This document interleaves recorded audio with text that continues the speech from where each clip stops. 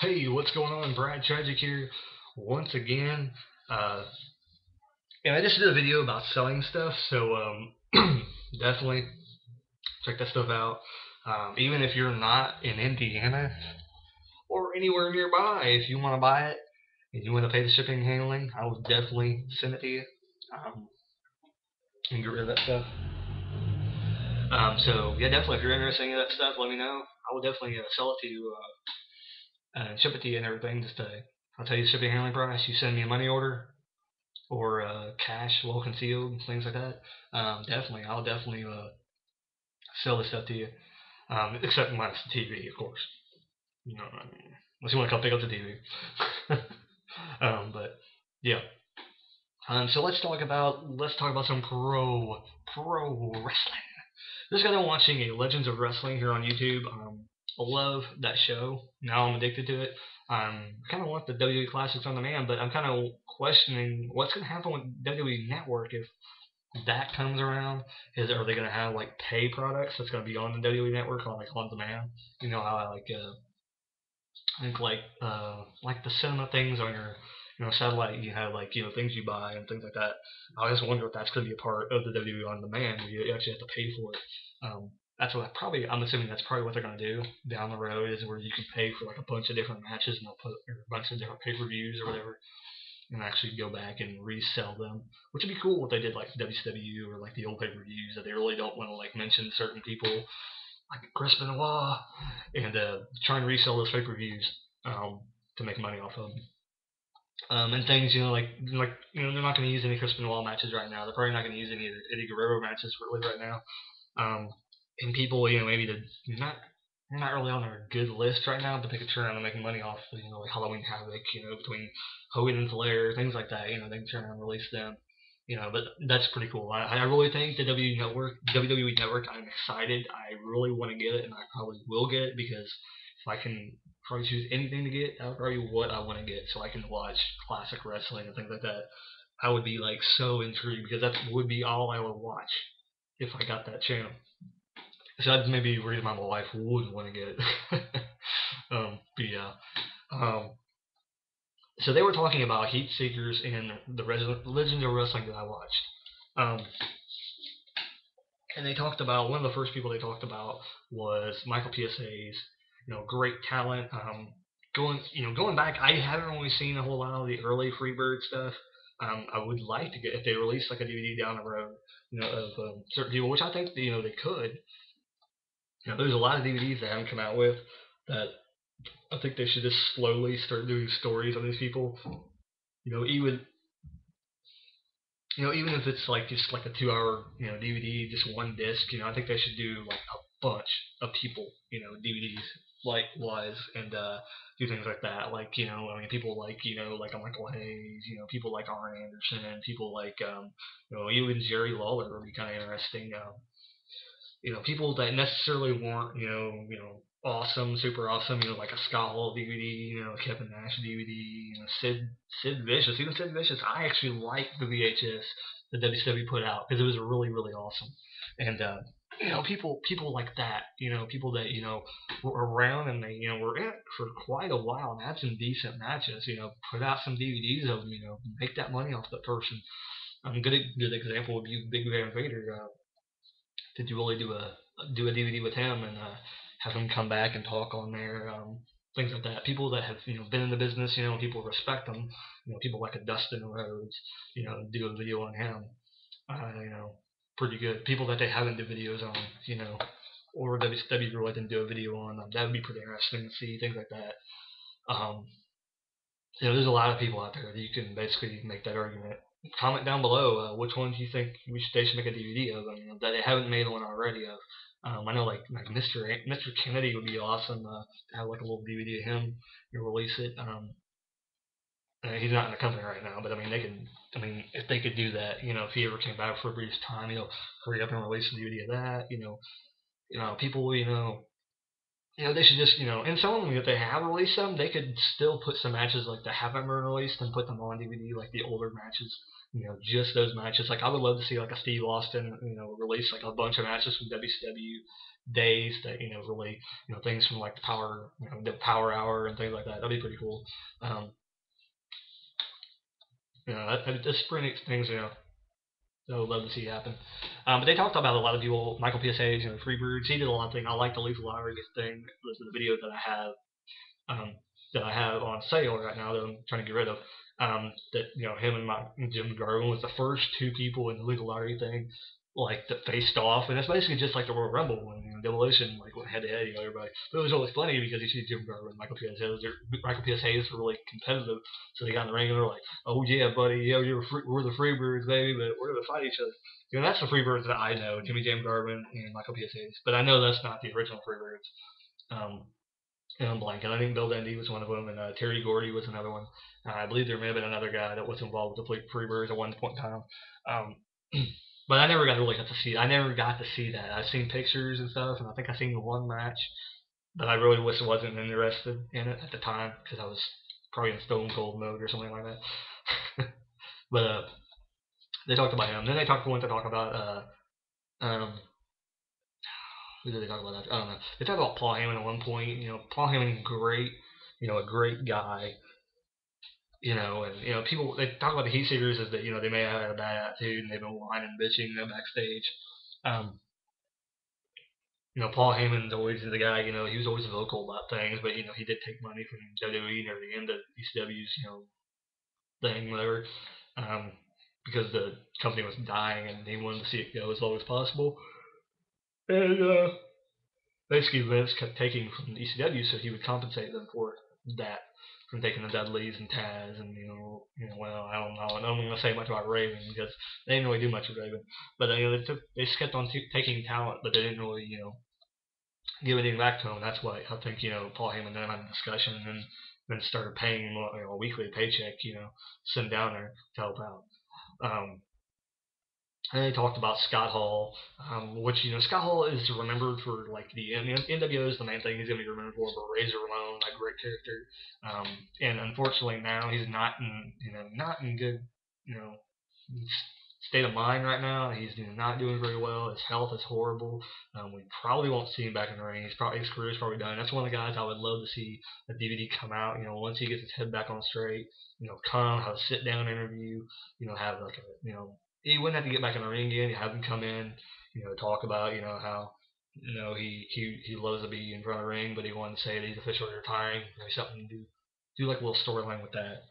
That he's coming back and he wants to officially announce that he's retiring from the wrestling business and things like that. And maybe do something and advertise the DVD and everything. I mean, that's something they could do. I think people would definitely buy the thing because he has a lot of great matches, especially talking about WrestleMania 10 with Shawn Michaels. You talk about things he did with the NWO, WWE, and WCW, which I kind of like the things he did in WWE with the NWO, and that's kind of weird that people probably don't ever say about the NWO in WWE, which it was good in a way and it was bad in a way. But I think Scott Hall was one of the things you have to have the NWO anywhere. So you won't ever see the NWO back again. If they did bring it back, it wouldn't be right. It would be a totally different NWO, and it shouldn't be NWO. So NWO is basically dead. It won't come back. If it does, like I said, it's really not necessary.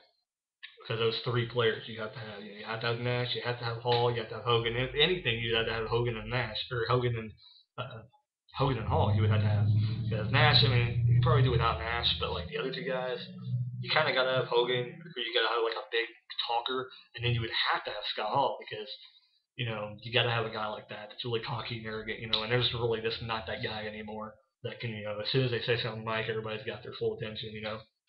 He's just one of those guys. It's like when you heard him say, "Hey, yo," he got your attention. You were paying attention. You knew something great was about to come on the microphone, so you listen. Great guy. And they talk about Lex Luger, and I didn't really understand. I still don't. To this day, I don't understand why they pushed Lex Luger how they did. I don't understand because he never got over to me. Every time I see a Lex Luger match, I'm like, and either fast forward it. Even today, still, I go back and watch stuff about Lex Luger, and I sat down and I actually watched the whole entire thing on Lex Luger on the Superstars in the '90s DVD that I got recently. And I'm just like, God, I want to fast forward this so bad. It's so horrible. Why did they ever think Lex Luger was anything in wrestling? I have no idea. There was so much other talent. They could have used Ricky Steamboat better. They could have used other people. They could have pushed Steve Austin sooner. They could have did all this stuff in WCW, but they decided to push Lex Luger. I don't understand. I don't understand still to this day. Same thing in WWE. They brought Lex Luger in, and yeah, you can argue that there wasn't stars there, but yes, there was. Dustin Rhodes was there. There was other people there that they could have pushed, and they chose not to. They pulled in Lex Luger to do this crappy storyline in WWE with Lex Express and things like that. And just I go back, and even when I was watching that, when it happened, I was like, oh my god, this is fucking horrible. Let's turn it to WCW because this is shit. So I never was a Lex Luger fan, never. And even at the big heyday of the NWO and Lex Luger won that belt, I was kind of excited, but not really. Because I was like, kidding me? It could have been anybody else, but they chose fucking Lex Luger. What the fuck?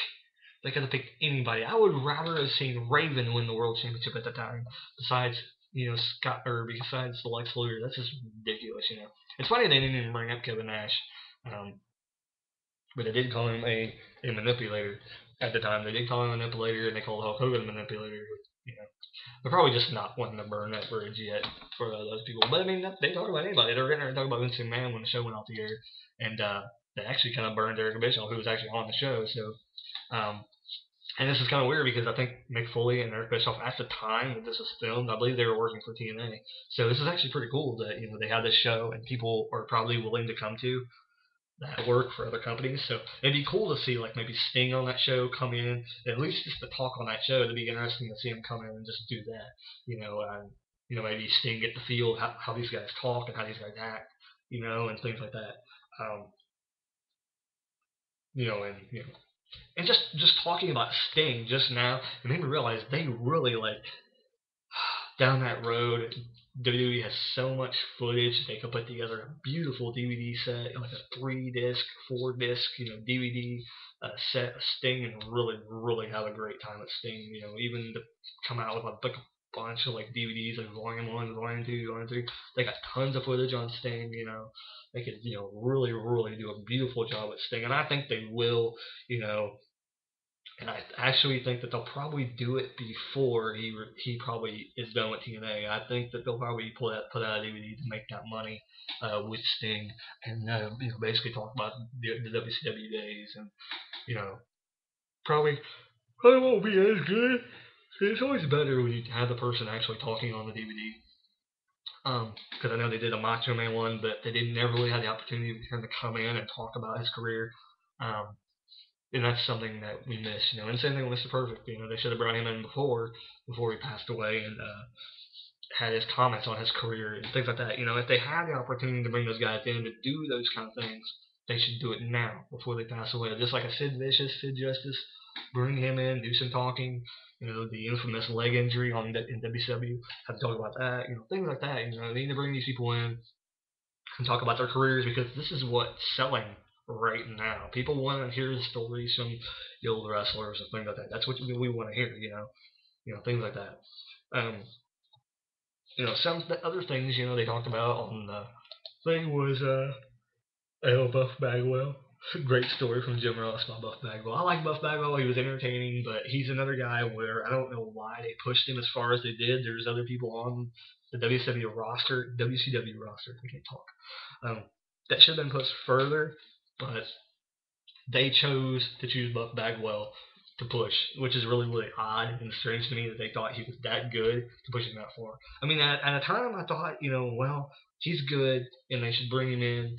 And when everybody from WCW was going to WWF or WWE, there were some wrestlers that didn't go over there. And I don't remember if Buff, I think he did go over to the WWE, but it's just, the things they did with him, they they kind of dropped the ball with the whole WCW storyline. Because there's a lot of guys they could have did a lot with, and they could have had like another big boom era at the time, but they actually dropped the ball, and they could have had a lot of people that could have been right now could have been in the main event right now. They could have done a lot of things. People like I would say DDP, but he got injured, so he's kind of not really in the picture anymore. But people like I don't know, like a Perry Saturn, or he could have been a great heel, that's in the main event scene, or people like and I keep saying Raven because he's one of my favorites, and they just dropped the ball like hugely with him, and now so many medical problems and things that I just don't really think he could main event anymore. Um, but there's a lot of guys out there that really could have got over when they brought him over. Booker T.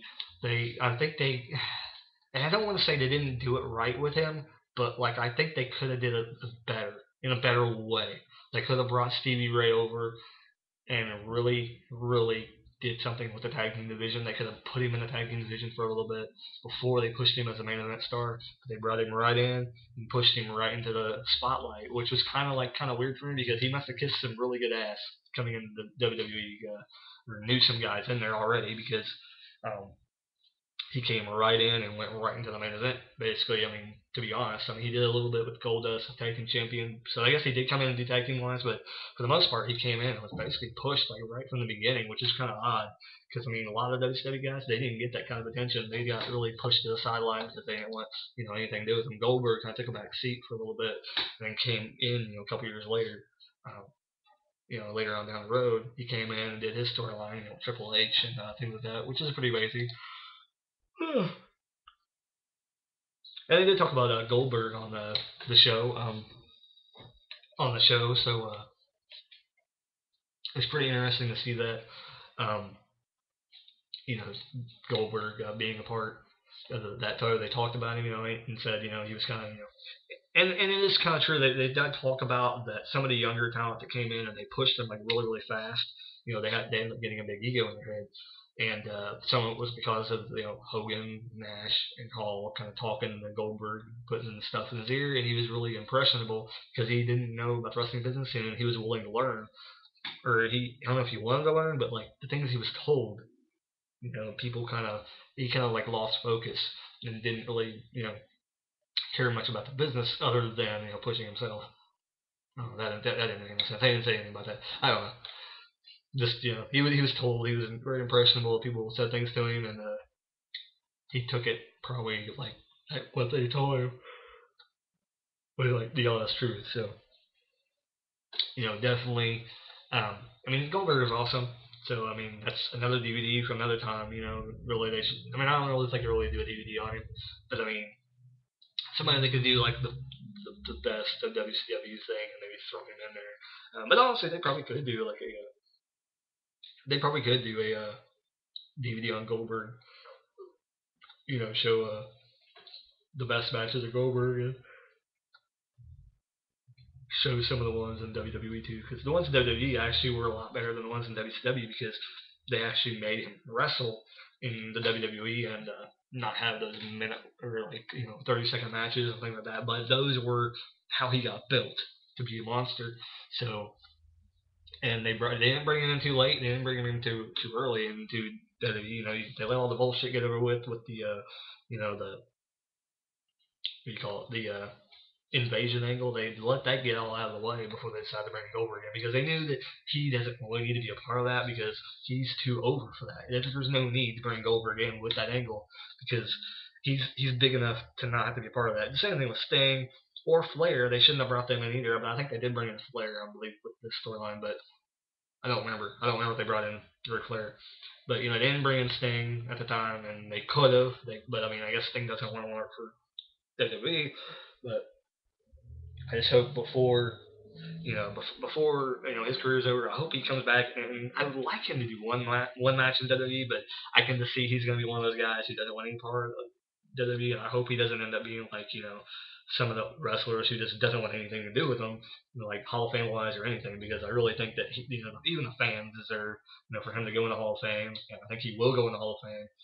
Even if WWE calls him up one day and says, hey, if you don't want to be a part of World Wrestling Entertainment, let us please induct you into Hall of Fame this year, blah, blah, blah. It'd be awesome. I mean, who better would be, WrestleMania 30 to have Sting go in the Hall of Fame. I mean, that would be amazing. That would be pretty damn awesome if they did that. A couple years from now, they put Sting in the Hall of Fame. That would be pretty amazing if they did that. Maybe have Mick Foley go in the same year. That would be pretty cool. Have them induct each other, which would be even more amazing. Because that great storyline, maybe possibly put Vader into the Hall of Fame. That'd be pretty cool too. See him go in. Some of the other, some other old timers, really do like old '90s theme that year, and basically put like a lot of people in that year. I know they usually try and throw in a couple oldies and goodies in the Hall of Fame, but I mean they seem to be doing a lot of recent ones lately. So if they do the Sting one, maybe do a lot from WCW and induct a lot of people from WCW that year. And basically have a WCW themed Hall of Fame here and put, and Mick Foley would kind of fall in there because he kind of got his start in WCW, so you could throw Mick Foley in there. People that have had a start in WCW and got, to, here from there. So that'd be kind of cool to see, maybe Sting go in, Mick Foley, and the Cactus Jack character and all that, have them go in the Hall of Fame. And then possibly, maybe and also maybe, somebody like, I know they talk trash about Lex Luger, but maybe you have Lex Luger going to the Hall of Fame as well. I know he's did some things in the past you really don't want to associate with yourself with, so they may not put him in right now, and maybe they may wait for a little bit to put him in. But I mean, a lot of people I don't think really know about that stuff. That's really, really like just a casual fan. So they may put Lex Luger in. That'd be pretty cool to see. Sting and Lex Luger go in. I hope not together, but to have Sting has a separate place and Luger has a separate place in the Hall of Fame. People like a Barry Windham would be pretty amazing because I don't think he's in the Hall of Fame yet. To see Barry Windham go in the Hall of Fame. Actually, Barry Windham is actually a part of the Four Horsemen that they're inducting this year, but I think that he deserves a separate spot in the Hall of Fame too for what he did in the business. Outside of the Four Horsemen, he did a lot of great stuff with Dustin Rhodes, and he did some stuff in WWE with JBL, that he would later become. And he did a lot of stuff. I think in WCW, like people don't really remember probably, but he did do a lot of good stuff in WCW as a singles wrestler and as a tag team wrestler in WCW that I think he should be recognized for. I don't really remember if Ricky Dragon Steamboat was in there, but if he's not, they should put him in there. Wow, I mean, there's a lot of guys. Like even like a Tony Schiavone, like an announcer. I think he should go in the Hall of Fame. People like I don't know, like there's some announcers that probably from WCW can go in the Hall of Fame. They're go on even WWE Hall or like Todd Pettengill put him in the Hall of Fame or Sean Mooney, things like that. I think we lost an announcer a while back ago. I think the British one. I think we lost him. I think he passed away. They could put him in Hall of Fame. Just certain things, they're missing on some things where I think they should be put in Hall of Fame already, and they kind of I don't know why. Like, I don't know who comes up with who goes in Hall of Fame. This is kind of ridiculous. I don't know if Vince McMahon just like sits there and goes, spins some wheel, and like whoever it lands on, that's who goes in the Hall of Fame or something. But I have no idea. It makes me think like some dumbass is back there trying to figure out who goes in the Hall of Fame and goes, well, I don't want to put that guy in because he's not really worth it. This guy, they remember this guy, let him be the draw this year. So let's put Edge in. It's like that's why I saw Edge. I was like, really? They're gonna put Edge in first? You think he would have been the last one they put in? We always like talked about somebody else before that. So now we got Edge, the Four Horsemen, and that list, Ric Flair, Arn Anderson, Barry Windham, and Tully Blanchard are the ones that they're inducting supposedly. So I don't know if they're going to say the whole group and talk about all the people that's been the Four Horsemen. Once they, if they would do that, then technically they would put Chris Benoit in the Hall of Fame if you think about it that way. Ooh, are they being slick that way? Are they being slick that way? Because they may at the Hall of Fame, which that would be kind of cool if they did that. The Hall of Fame ceremony say, well, we're actually inducting all the people that's been in the Four Horsemen. Blah blah blah. So it would put in like a lot of people. That would put in Chris Benoit. They put in Mongo McMichael. They would put like people like that. It's like, yeah, put in a lot of people. Dean Malenko for that. So it put in a lot of people if they actually said that everybody in the Four Horsemen would be inducted in the Hall of Fame. It'd be the biggest induction ever be honest. You get Mil Mascaras though. Rumors of Yokozuna going in. That would be pretty interesting. That would actually probably be the best selection so far this year. And I don't want to say Four Horsemen is not a good selection this year, but it just goes. It's just like, oh, yeah, that's nice. But when you think of Hall of Fame, you're thinking like a tag team or like one wrestler. You're thinking like a stable, and you've got the whole stable in there. I mean, yeah, that's cool. But if we're gonna do that, then that kind of leads us to believe that NWO is gonna go in at some point down the road, and it's going to be Kevin Nash and Scott Hall and Hogan are going to be inducted again into the Hall of Fame as the NWO. And hell, if you're going to start doing that, then they're going to start doing like tag teams, like annoying, very annoying. I mean, they had the Road Warriors in there, but you didn't like, oh, they were known as this, this. When you think about some of the tag teams that have had different names, I hope to God they're not gonna induct them separately. They probably won't, but I mean, it's just the weird thing. Like, some of these people are already in the Hall of Fame. Like Ric Flair's already in the Hall of Fame, and they're gonna put him in again. It's like, so down the road they're gonna induct the Brain Busters, or the Brain Busting tag team, whatever, with Arn Anderson and Tully Blanchard. So. I mean, Arn Anderson deserves his own place in the Hall of Fame, to be honest. Like, he deserves his own special spot in the Hall of Fame. And the same for, Tully Blanchard. But I mean, I think the big moment that Tully Blanchard is remembered for is when he was in the Four Horsemen and he had the spike thing, is what people remember him from. So, don't want to ramble on too much. I'm at 26 minutes. I'll probably want to end it here soon. And I will talk about this very, very shortly. Another wrestling topic. It'll probably come next week, or here at the end of this week. So I want to thank everybody. Continue to subscribe to me. A little funny thing in my comment on my other channel I had, Human Statue. I even made a message the last video I uploaded on there. I said, I'm creating a new channel. Please go to the other channel if you're subscribed. I only had 3 subscribers the last time I was on that channel. Somehow, for some reason, I had 6 more subscribers that was on that channel. So now I have more subscribers on that one than I do on this one now. I got 5 subscribers on here right now. The 5 of you guys, thank you. If you're not watching, then please watch. If you don't watch, it's fine. Just keep being subscribed to me. I don't care. Some people, I think, come to me from the 14 bands thing, and they don't really like wrestling. But if you don't like wrestling, that's fine. You can subscribe to me for the 14 bands. That's fine. I continue to make them. If you like wrestling or you don't like wrestling, tell your friends that do like wrestling. Tell your friends about Bride Tragic. I do a lot of things. I do music. I do movies. I do everything. Pretty awesome.